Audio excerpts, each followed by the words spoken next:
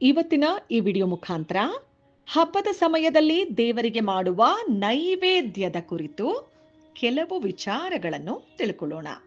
ಮಕ್ಕಳೇ, ಹಬ್ಬ ಅಂದ್ರೇನೆ ಸಂಭ್ರಮ. ಪ್ರತಿಯೊಬ್ಬರ ಮನೆಯಲ್ಲೂ ಹಬ್ಬ ಆಚರಣೆ ಮಾಡ್ತೀವಿ.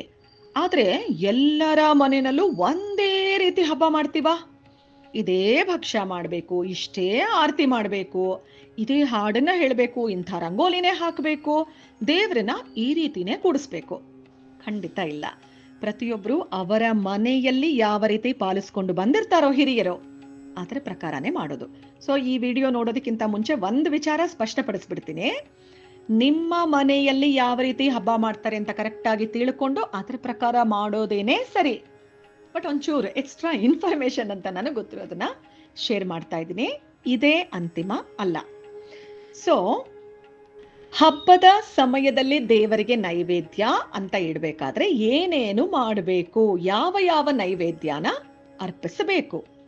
ಮೊದಲನೇದಾಗಿ, ಯಾವ ಹಬ್ಬನೇ ಇದ್ರೂ ಪ್ರಥಮ ಪೂಜೆ ಗಣಪತಿಗೆ ನಡೆಯೋದು. ಗಣಪತಿ ಹಬ್ಬದಲ್ಲೂ ಫಸ್ಟ್ ಗಣಪನಿಗೆ ಪೂಜೆ ಮಾಡಿ ಆಮೇಲಿಂದ ನಾವು ಹೊರಗಡೆಯಿಂದ ತಂದಿರ್ತೀವಲ್ಲ ಮಣ್ಣಿನ ಗಣಪತಿ, ಅದಕ್ಕೆ ನಾವು ಪೂಜೆನ ಶುರು ಮಾಡ್ತೀವಿ.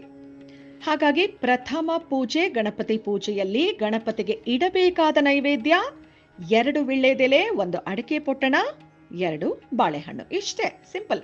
ನೀವು ಅಕಸ್ಮಾತ್ ಜಾಸ್ತಿ ಇಡಬೇಕಾ ಹಣ್ಣು ತೊಂದರೆ ಇಲ್ಲ, ಆದ್ರೆ ಮಿನಿಮಮ್ ಇಷ್ಟಂತೂ ಇರಬೇಕು. ಇನ್ನು ಯಾವ ಪ್ರಮುಖ ದೇವರಿಗೆ ಹಬ್ಬ ಮಾಡ್ತಾ ಇದೀವೋ, ಗಣೇಶನ ಹಬ್ಬ ಇರ್ಬೋದು, ಗೌರಿ ಹಬ್ಬ ಇರ್ಬೋದು, ಗೋಕುಲಾಷ್ಟಮಿ ಇರ್ಬೋದು, ರಾಮನವಮಿ ಇರ್ಬೋದು, ಯಾವುದೇ ಹಬ್ಬ, ನವರಾತ್ರಿ, ದಸರಾ. ಸೊ ಇಂಥ ಟೈಮಲ್ಲಿ 3 ರೀತಿಯ ನೈವೇದ್ಯವನ್ನು ದೇವರಿಗೆ ಅರ್ಪಿಸಬೇಕು. ಯಾವುದು ಆ 3 ರೀತಿ ಅಂದ್ರೆ, ಮೊದಲನೇದು ಪಂಚಾಮೃತ, ಹಾಲು, ಮೊಸರು, ತುಪ್ಪ, ಜೇನುತುಪ್ಪ ಮತ್ತು ಸಕ್ಕರೆ. ಎರಡನೇದು ನಾವು ಮನೆಯಲ್ಲಿ ತಯಾರಿಸಿದ ಭಕ್ಷ್ಯಗಳು. ಹಬ್ಬಕ್ಕೆ ಅಂತ ನಾವು ಅಡುಗೆ ಮಾಡ್ತೀವಲ್ವಾ, ಕೋಸಂಬರಿ, ಕಡುಬು, ಮೋದಕ, ಹೋಳಿಗೆ, ಹೂರಣ, ಪಾಯಸ, ಉಂಡೆ, ಚಕ್ಕಲಿ, ಈ ತರ ಒಂದಷ್ಟು ಸಿಹಿ ತಿಂಡಿಗಳು, ಕುರುಕುಲು ತಿಂಡಿಗಳು, ನಾವು ಮನೆಯಲ್ಲಿ ಮಾಡಿದಂಥ ಹಬ್ಬದ ಅಡುಗೆಗಳು, ಭಕ್ಷ್ಯಗಳು. ಇದು 2ನೇ ರೀತಿಯ ನೈವೇದ್ಯ. ಇನ್ನು 3ನೇದು ಪ್ರಕೃತಿ ನಮಗೆ ನೀಡಿದಂಥ ಹಣ್ಣು. ಫಲ ಸಮರ್ಪಣೆ, ಲಾಸ್ಟ್ ಅಲ್ಲಿ ಕರ್ಪೂರ ಬೆಳಗ್ತೀವಲ್ವಾ, ಲಾಸ್ಟ್ ಮಹಾಮಂಗಳಾರತಿ ಮಾಡಿದಾಗ ಫಲ ಸಮರ್ಪಣೆ ನಾವು ಅರ್ಪಿಸ್ಬೇಕಲ್ವಾ.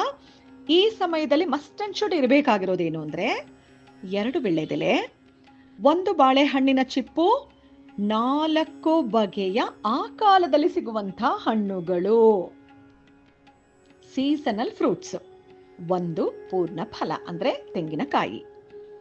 ಇವಾಗ ಗಣಪತಿ ಹಬ್ಬದಲ್ಲಿ ಬೇಲದ ಹಣ್ಣು ಸಿಗತ್ತೆ, ಕಪಿತ್ತ ಜಂಬೂ ಫಲ ಅಂತ ಹೇಳ್ತೀವಲ್ವಾ.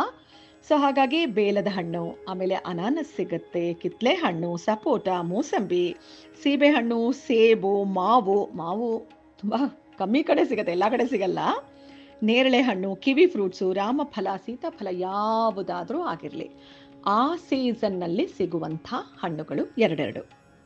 ಇಷ್ಟೇ. ಇದೆಲ್ಲದರ ಜೊತೆಗೆ ಈ 3 ಬಿಟ್ಟುಬಿಡಿ, ಪಂಚಾಮೃತ, ಪ್ರಕೃತಿ ನೀಡಿದ ಹಣ್ಣುಗಳು, ಆಮೇಲೆ ನಾವು ಮನೆಯಲ್ಲಿ ತಯಾರಿಸಿದ ಭಕ್ಷ್ಯಗಳು, ಇಷ್ಟು ಬಿಟ್ಟು ಅಕಸ್ಮಾತ್ ಇನ್ನೂ ನಮಗೆ ಶಕ್ತಿ ಇದೆ, ಉತ್ಸಾಹ ಇದೆ, ಈ ಸಂಭ್ರಮದಲ್ಲಿ ಇದನ್ನೂ ಒಂಚೂರು ಆಡ್ ಮಾಡ್ಬೋದು ಅಂತ ಅನ್ಸಿದ್ರೆ 5 ಬಗೆಯ ಡ್ರೈ ಫ್ರೂಟ್ಸ್, ಒಣಹಣ್ಣುಗಳನ್ನ ನೈವೇದ್ಯಕ್ಕೆ ಅಂತ ಅರ್ಪಿಸ್ಬೋದು.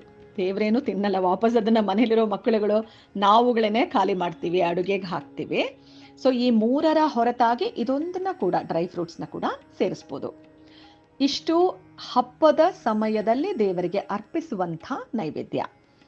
ಇದರಲ್ಲಿ ಯಾವುದನ್ನಾದ್ರೂ ಬಿಟ್ಬಿಡ್ಬೋದಾ ಅಂದ್ರೆ ಯಥಾಶಕ್ತಿ ಅಷ್ಟೇ ಬಿಟ್ಬಿಡ್ಬೇಕು, ಮಾಡದೇ ಇದ್ರೂ ಪರವಾಗಿಲ್ಲ ಅಂತಲ್ಲ. ಸಂಪ್ರದಾಯಗಳು ಪಾಲಿಸಿದ್ರೆ, ಆಚರಣೆನೇ ಇರುವಂಥ ಸಂಪ್ರದಾಯಗಳನ್ನ ನಾವು ಮಾಡಿದ್ರೆ ಮಾತ್ರ ಅದು ಮುಂದಿನ ತಲೆಮಾರಿಗೆ ಹೋಗೋದು. ಹಾಗಾಗಿ ಸಾಧ್ಯ ಆದಷ್ಟು ಇದಿಷ್ಟನ್ನ ಫಾಲೋ ಮಾಡೋದಕ್ಕೆ ಪ್ರಯತ್ನ ಪಡಿ.